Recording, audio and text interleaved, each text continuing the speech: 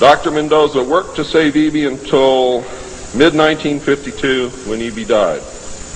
Dr. Mendoza eventually, according to the information that I read, became the expert on at least this type alien biology.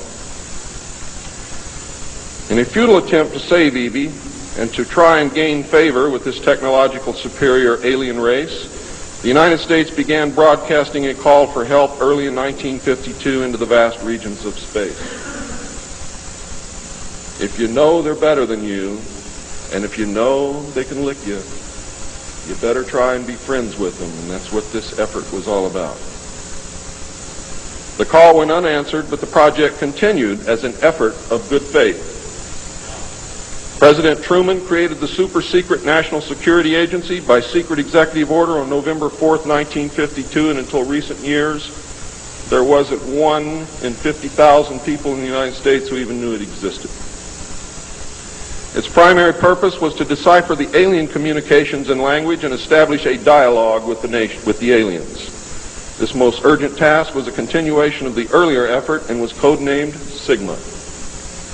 The secondary purpose of the NSA was to monitor all communications and emissions from any and all devices worldwide for the purpose of gathering intelligence, both human and alien, and to contain the secret of the alien presence.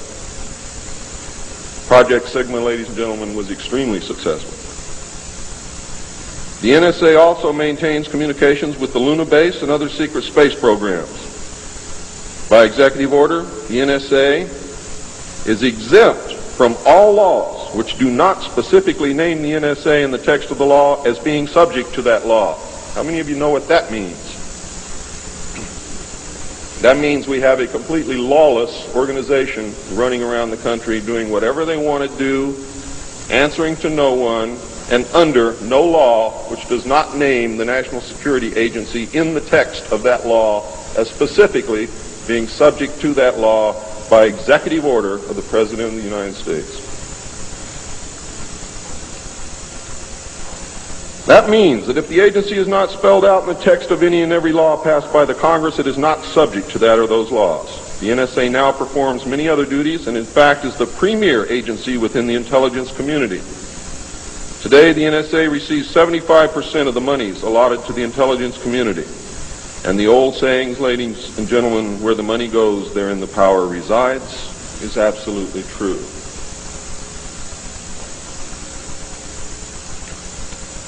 The DCI today is mainly a figurehead. He is in charge of the CIA. The CIA does have many functions which are useful to this country and some which are deadly to us. The DCI, of course, is in charge of that agency. But he is not, as everyone thinks, the head of the intelligence community. That position really and truthfully lies with the director of the National Security Agency.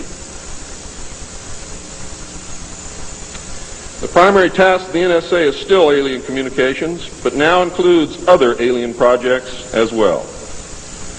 President Truman had been keeping our allies, including the Soviet Union, informed of the developing alien problem since the Roswell recovery. This had been done in case the aliens turned out to be a threat to the human race and thus the world. Plans were formulated to defend the Earth in case of invasion. These were international plans, which included most of the countries of the world. Great difficulty, however, was encountered in maintaining international secrecy. It was decided that an outside group was necessary to coordinate and control international efforts in order to hide the secret from the normal scrutiny of governments by the press. The result was the formation of a secret society which became known as the Bilderbergers. The headquarters of this group is in Geneva, Switzerland. The Bilderbergers evolved into a secret world government that now controls everything. The United Nations was then, and is now, an international joke.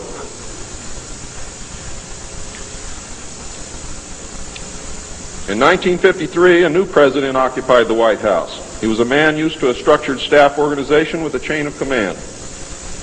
His method was to delegate authority and rule by committee. He made major decisions, but only when his advisors were unable to come to consensus, and when he was in the Army, he was known as the diplomat. He was very good at what he did. He was very good at bringing people together, reaching consensus, and getting people to work for him.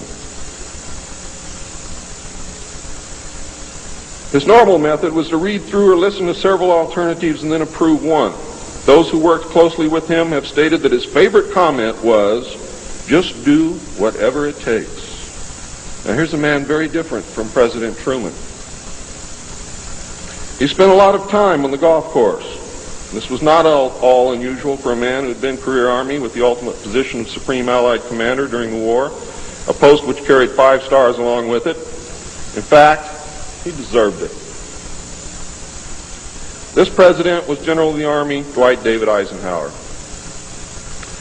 During his first year in office, 1953, at least 10 more crash discs were recovered, along with 26 dead and 4 live aliens. One of the 4 live aliens died within hours of being removed from the craft. The others died approximately 3 or 4 days later.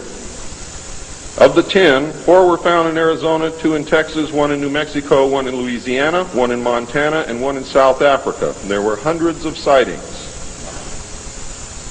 Why were so many craft crashing? Because the government was scared. And when they found out that the radar was downing the craft, they started aiming the radar at the craft with lock-on radar and pumped the juice through. And they brought as many down as they could.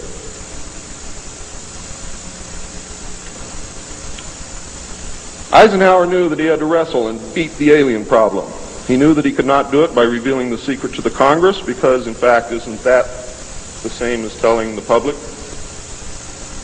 Early in 1953, the new president turned to his friend and fellow member of the Council on Foreign Relations, Nelson Rockefeller, for help with the alien problem.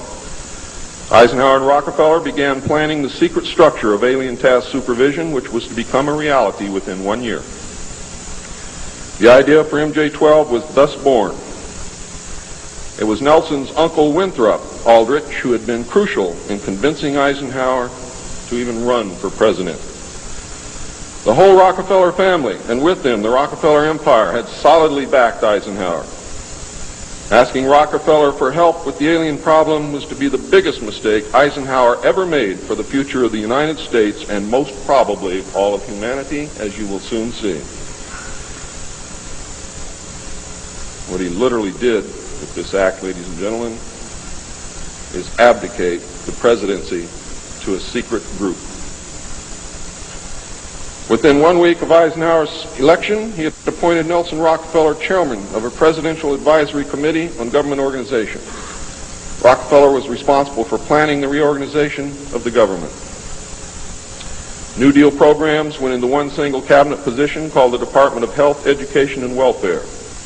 When the Congress approved the new cabinet position in April of 1953, Nelson was named to the post of Undersecretary to Ovida Culp Hobby.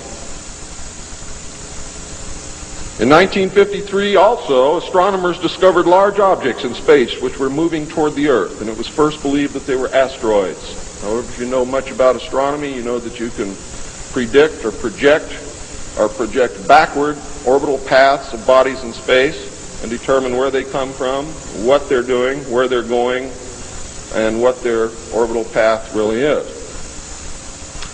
Well, this failed to pan out, and the evidence proved that the objects could only be spaceships intelligently guided.